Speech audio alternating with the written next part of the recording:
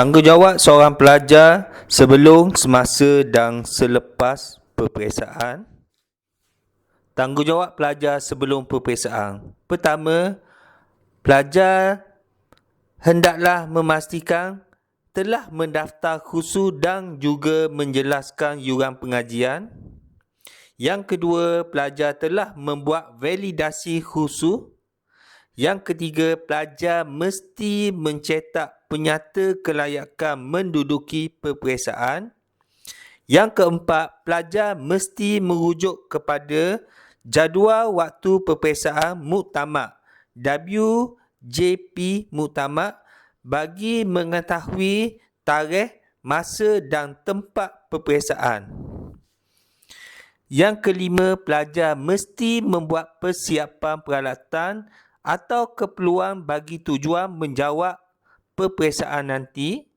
Yang keenam, pelajar mesti mematuhi peraturan sahsiah rupa diri pelajar UiTM. Tanggungjawab pelajar semasa peperiksaan. Yang pertama, pelajar mesti membawa penyata kelayakan menduduki peperiksaan dan juga kad pelajar. Bagi pelajar baru semester pertama, pelajar mestilah mencetak kad digital dan membawa salinan cetakan tersebut ke Dewan Peperiksaan. Yang kedua, pelajar mesti mematuhi peraturan sahsiah rupa diri pelajar UiTM. Yang ketiga, pelajar mesti mematuhi arahan ketua pengawas peperiksaan sepanjang peperiksaan dijalankan. Yang keempat, pelajar akan mengisi maklumat pada slip kedatangan peperiksaan dan juga buku jawapan. Berikut adalah beberapa contoh sahsiah rupa diri pelajar yang ditetapkan oleh pihak UiTM. Sambungan tanggungjawab pelajar semasa peperiksaan. Yang kelima, pastikan semua soalan dijawab berdasarkan arahan pada kertas soalan. Yang keenam, serahkan buku jawapan yang lengkap. Yang ketujuh, pastikan kebersihan dan susuk atau kerusi dan meja berada dalam keadaan asal. Yang ke-8, pelajar akan keluar dari tempat peperiksaan dengan tertib. Tanggungjawab pelajar selepas peperiksaan. Sebaik sahaja keputusan peperiksaan rasmi diumumkan, pelajar bolehlah mencetak keputusan peperiksaan tersebut.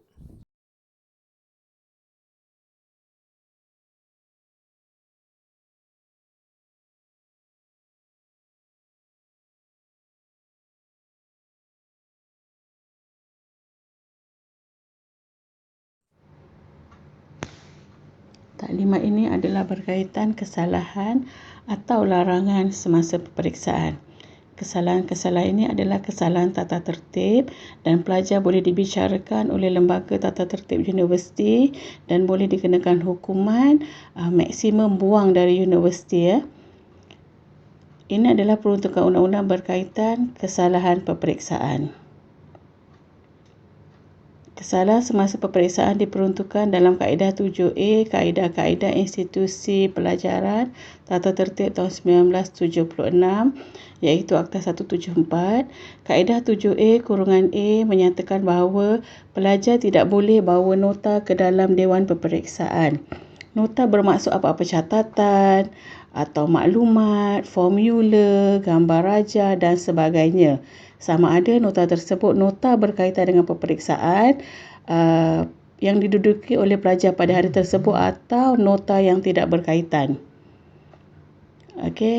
Dua-dua adalah kesalahan, iaitu kesalahan membawa nota ke dalam Dewan Peperiksaan.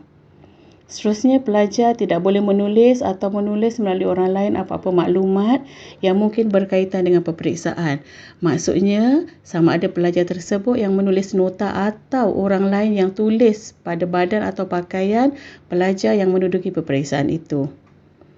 Pelajar juga tidak boleh berhubung dengan pelajar lain semasa peperiksaan melalui apa-apa cara sekalipun. Pelajar tidak boleh menipu atau cuba menipu dalam peperiksaan. Yang ini contohnya meniru atau percubaan untuk meniru semasa peperiksaan. Ini adalah contoh-contoh kesalahan bawa nota ke dalam Dewan Peperiksaan, iaitu bawa nota kertas, buku atau nota tu dibawa masuk ke dalam Dewan Peperiksaan, atau nota pada kalkulator, alat tulis, nota pendek atau formula di kuku, nota di lengan, tangan, jari pelajar, nota kecil dalam kotak pensel, catatan di ruang meja, nota di lanyard, nota pada botol minuman, tisu, sapu tangan.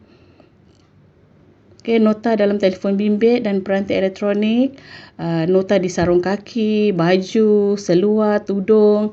Nota dalam poket baju atau poket seluar pelajar, alat rakaman dalam tudung, nota pada slip kelayakan menduduki peperiksaan, nota yang diletakkan dalam tandas dan sebagainya. Menyamar sebagai calon atau pelajar membenarkan orang lain menjadi calon dan masuk dalam Dewan Peperiksaan juga adalah merupakan satu kesalahan.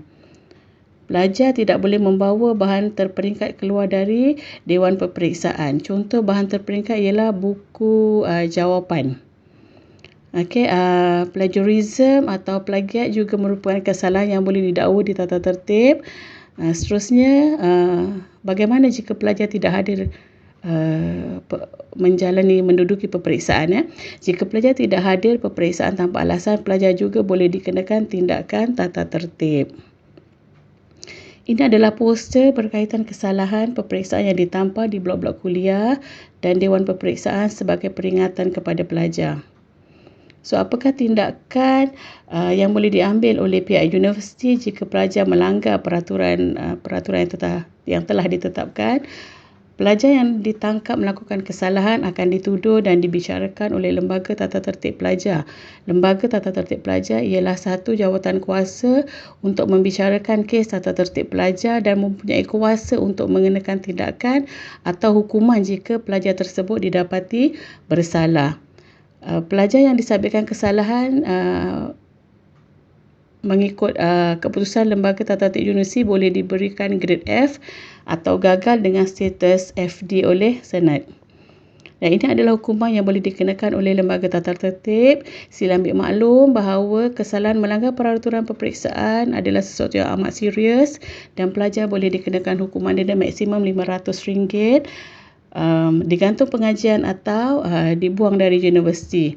Apa yang patut pelajar buat? Pastikan pelajar faham dan patuhi peraturan-peraturan, tidak membawa atau tidak terbawa apa-apa nota ke dalam Dewan Peperiksaan. Pastikan patuhi arahan ketua pengawas dan pengawas peperiksaan yang bertugas. Sekiranya pelajar ada terbawa nota semasa masuk dalam Dewan Peperiksaan, serahkan nota kepada pengawas dengan segera dan pastikan telefon bimbit dimatikan dan diletakkan di atas lantai.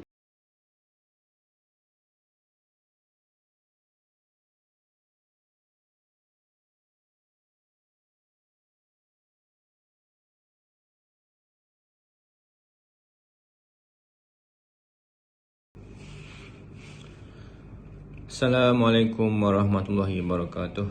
Apa khabar semua? Saya Cik Herudin Muhammad Sani, kaunselor pada unit kejayaan dan kaunseling kampus UiTM Cawangan, Terengganu, kampus Lungun.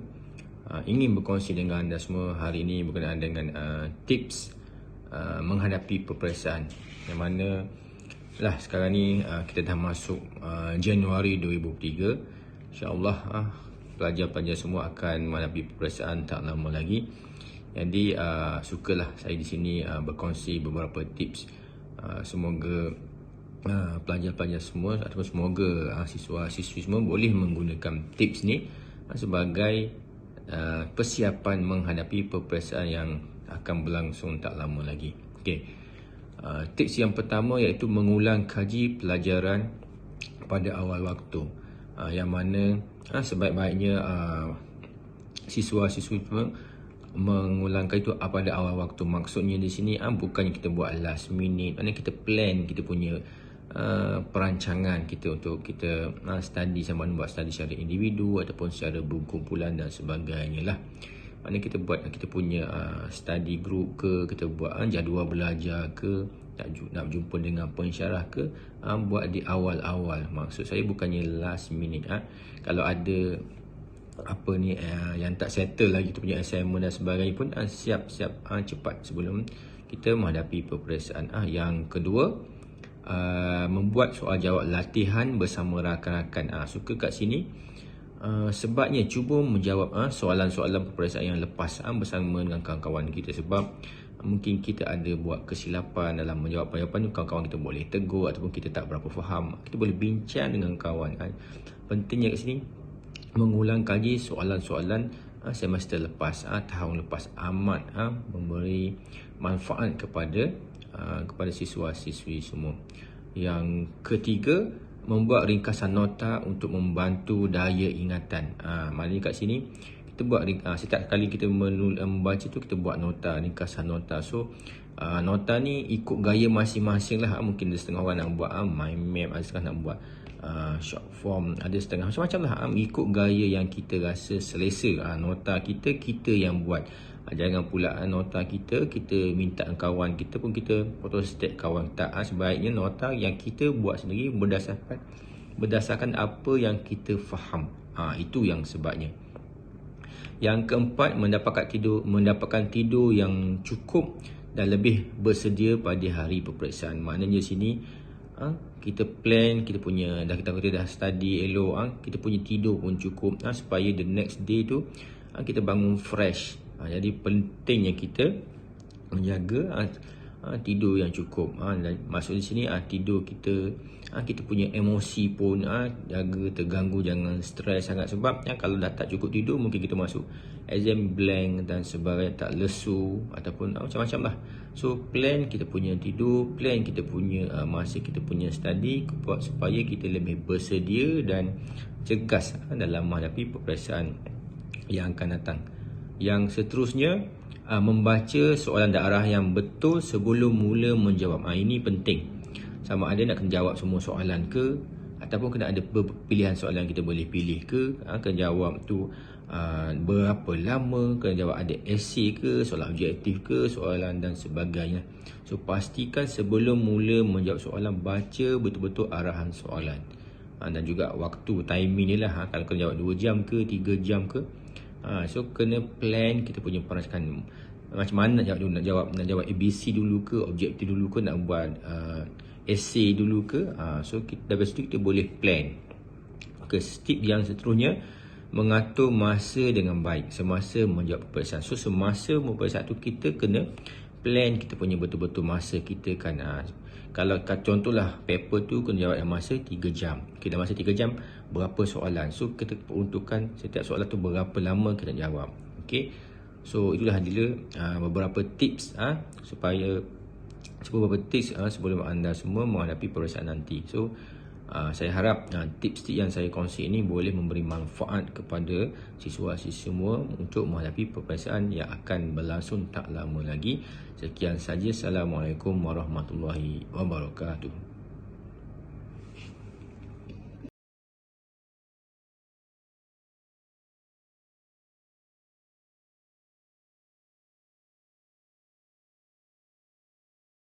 Jika ada persoalan berkenaan dengan peperiksaan akhir, sila scan QR code di bawah dan seterusnya memajukan soalan yang akan diisi oleh pelajar di dalam Google Form yang telah disediakan. Dan jawapan bagi persoalan yang dikemukakan akan dijawab dalam tempoh 24 jam dan dihantar ke email pelajar ataupun akan di WhatsApp kepada pelajar. Sekian, terima kasih.